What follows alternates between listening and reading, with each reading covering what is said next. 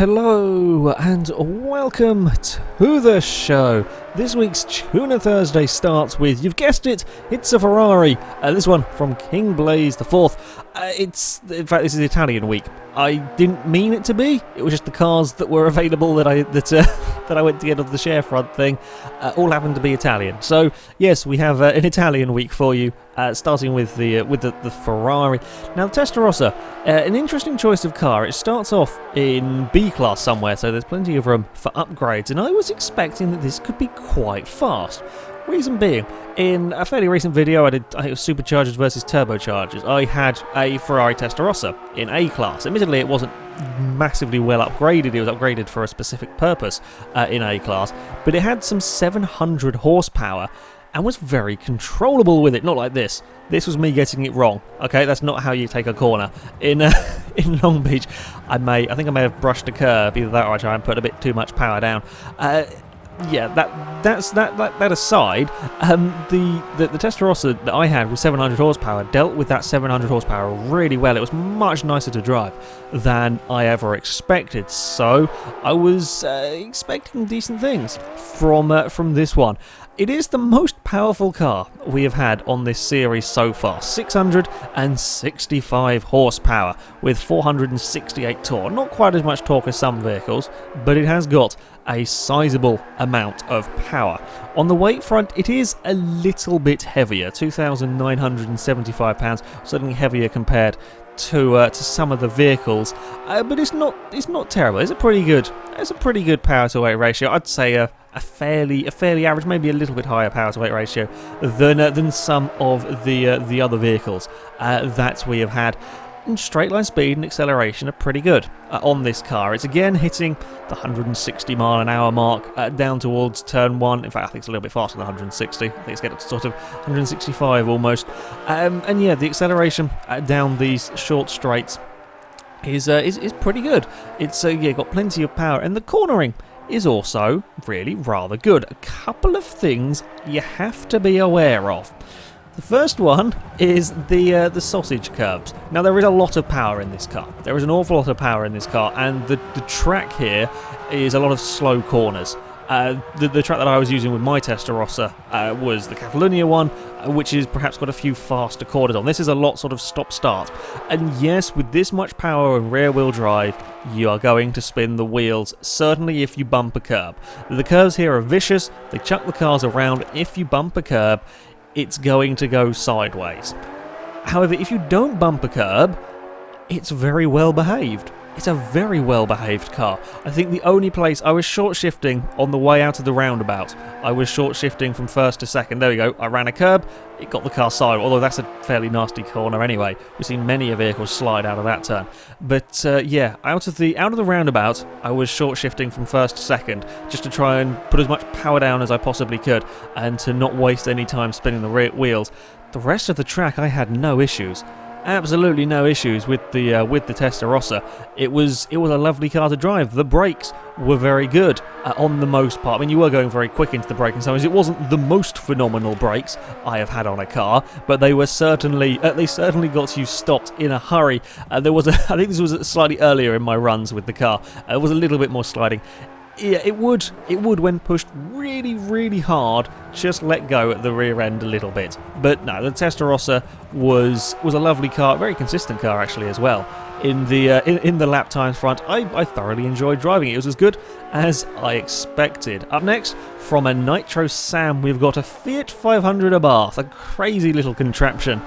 This one, it is four-wheel drive, thank God. I don't think I'd want this one in front-wheel drive, because it has got the V6. It's the universal V6 that seems to go in most cars. I think it's a Nissan 370Z engine that we have in here. It's again 500 plus horsepower, 529 to be exact. That's quite a lot of power in a rather small car. 391 torques as well, which is, again, this is sort of average power torque figures that we're getting from the Fiat. A little bit of a lockup on that one, you just hear the tortured tyre. However, because the Fiat is so tiny, it doesn't really weigh very much, 2,353 pounds. That's not bad. That's not that much weight at all, and quite a bit of power. I mean, this car accelerates like mad. fantastically quick car when you come out of the corners. You can use all of this 500 horsepower the minute you're out of the corner because it is four-wheel drive. And the acceleration in between turns is phenomenal on here. The brakes are not quite as good as I expected. Being small and light, I thought it would be really good under braking, and it wasn't quite as good. It also moved around a little bit under braking. Now, having a hatchback with a lot of power, even a four-wheel drive hatchback with a lot of power, slightly scary. There's always a fear that the car is going to be twitchy. Having too small a wheelbase with too much power often creates twitchy cars. Now this one is not twitchy. Instead it is very, very, very, very understeering. There is not much steering in this car. You've really got to be careful. I bumped the wall a few times on the run out of that hairpin because there is a huge amount of understeer. Turn 1 is terrifying. Or this kink on the straight, I don't know if you've counted as turn 1 or not. This kink on the straight, it can be flat out in the Fiat if you get everything absolutely perfect. If you get it completely perfect, that corner, you will be flat out. If you are a millimetre off, you're not going to. Most cars I've had in this series are flat out through there, and it's fine. Even if you've taken a slightly wonky line through it, you're okay. Now, with this Fiat, you have got to do it absolutely perfectly, because there is an awful lot of understeer in this car. It isn't twitchy, and I'm glad of that. I'd much rather have it drive like it does than have this car be horrible and twitchy, because I can deal with it. Is the way I like my cars. Oh, it's the way I would prefer my car to be, certainly with this choice, or out of them two choices. Yeah, I can deal with it being understeering. What I ended up doing with this car, and it worked for me. It worked for getting some lap time out of it. Was I was tending to brake quite early. I was braking quite a lot earlier than I was with some of the cars, making sure I get the car really slowed down beforehand, and then focusing on getting really good exit of the corner. Get as much speed, because we're four-wheel drive and we can put the power down. Focus on getting the corner exit. That's what I was doing with the 500. That's how I was trying to get it around the track a little bit quicker. Yeah, this turn 1, it can be flat out. Basically, what you have to do is you go down here, and then you pick a point at which to turn in, and then you just hold right on the stick. Normally cars, it's just sort of little movements to the right because we don't need to hold it in such a manner. With this car, if you've got the right point like that one there, that was flat out and full steering lock to make sure we get round the corner. All the other cars are kind of like, I'd kind of like a steering wheel for that first corner, to be honest, so you can just have a little. It's a lot harder to be precise with a controller. But yeah, with this one here, it was just full steering lock and hope you don't end up bumping the wall on the inside because you've turned too soon, and hope you haven't turned too late because then you'll hit the wall on the outside because you understeer into it. Yeah, a bit of a tougher car to drive, the Fiat, because of the understeer, but it works. It's still drivable, and I could get some lap time out of the car. Our third and final vehicle for today, it is a Lamborghini Gallardo. Now, this is a tough car to build for A-Class. The Lamborghinis are tough vehicles because this starts off with less than 20 PI to work with. That's not much room for upgrades at all.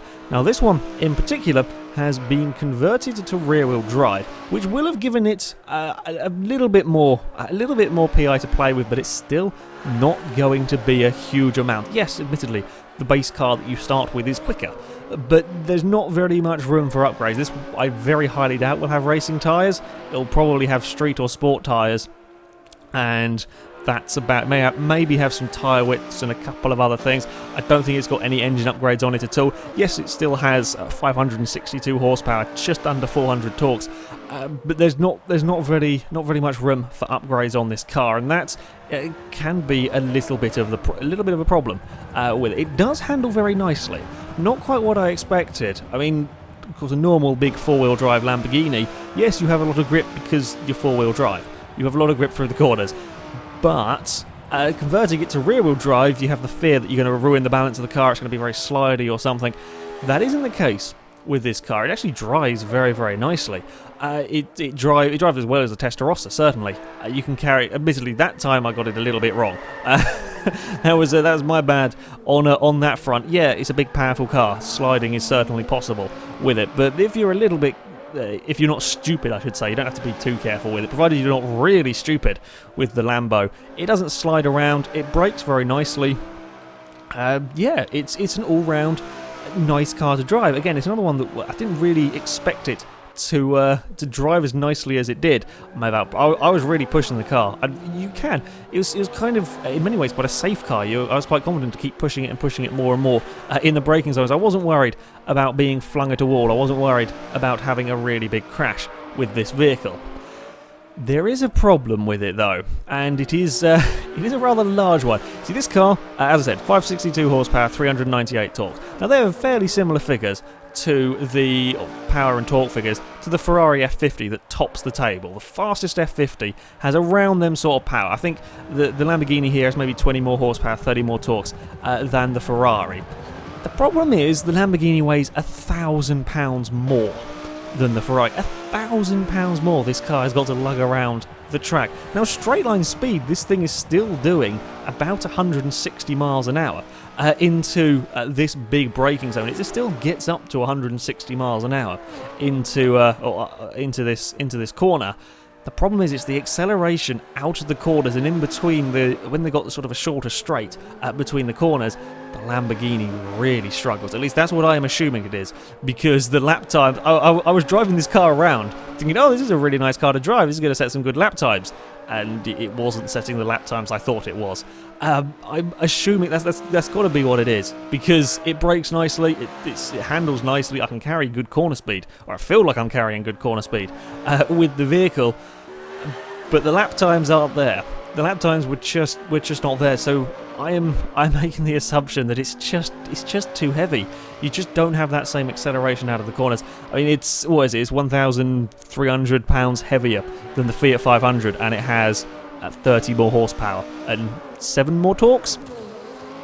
Yeah, it's not it's not going to have the acceleration of the other cars. It does have decent traction, don't get me wrong. It's got, even though it's been made rear-wheel drive, it still has good traction, but it's just too heavy, which is a little bit of a shame for the Lamborghini.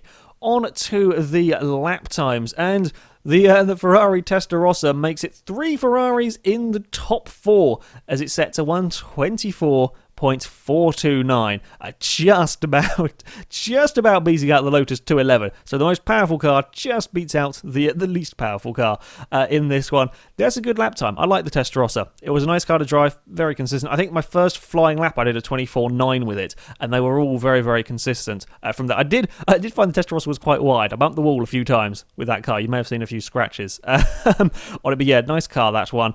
The Fiat 500 creeps into the top 10 in the very crowded low 1 minute 25s, a 125.035 from that car. Little difficult to drive, I will be honest, quite understeery, but when you get things right, there's so much acceleration in it that it can go quite quickly, and we have to look quite a lot further down for the Gallardo.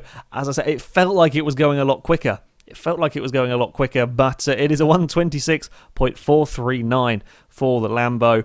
I think it's just too heavy. It's just too heavy and doesn't have the acceleration out of the corners. A lovely car to drive though, a really easy car to drive. That's one. Anyway, that is it for this video, guys. So thank you very much for watching. If you would like to submit your cards, only in a couple more weeks that I will be accepting entries. There'll be a link in the description. Go to our forums. Under official Forza 5 events, you will find a thread for submitting your cars and all the rules for submitting your vehicles as well. However, that's it from me. So until next time, goodbye.